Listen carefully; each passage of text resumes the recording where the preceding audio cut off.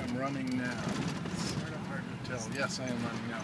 So, Jonathan, you were saying that you have reinvented an anthropological take on journalism.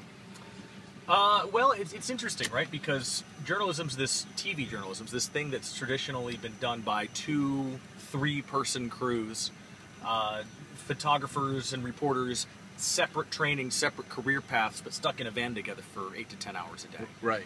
And for whatever reason, have always loved photography. Right. Did you want these on? Yeah, I was hoping for a little more light, but we're not really getting you in I full. don't think so.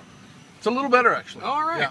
Yeah. Sorry. So I, You were for saying. whatever reason, have always had a liking for photography, and have used that fascination with photography as a way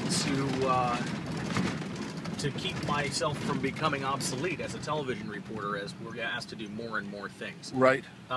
There's been this concept of the one-man band, which Yeah. is later the video journalist and the multimedia journalist. It's been around for 20 years. Right. And it's always been heralded as the great way that TV stations were going to save money. Right.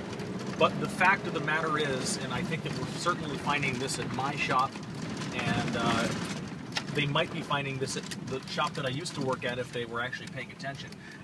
The people who are good at being multimedia journalists aren't necessarily just the people who try hard or the people who are the hungriest.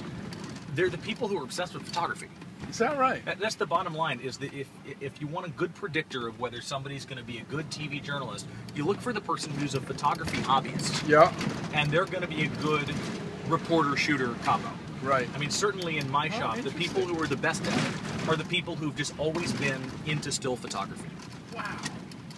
And it's because they have an active eye, they have an active curiosity. They what is it? Why is it, do you figure? I think that there's some sort of it's the way you're wired. People who are into photography are wired to look for visuals, are wired to feel a reward sensation when they capture a good visual. Right. And we remember things visually too. Huh. And so those of us who are really into capturing those visuals, we have an eye for artistic composition. We are always looking for things that have good color, good geometry, good lighting, that sort of thing. When we see those images, we remember them in our heads, and we're able to actually write our story around those images, which actually turns what has been traditionally considered a disadvantage into an advantage. Right. You're editing in your head. Right. That's but great. I don't think you can train it. Right. I think that people are predisposed to like photography, to be motivated to pursue photography. Right. And those are the people who are really the best reporter shooters. Huh. So if you ask me what's the TV station of the future going to look like, they're either going to have to find a bunch of weirdos like me, Right. who are photography hobbyists and like journalism, Right.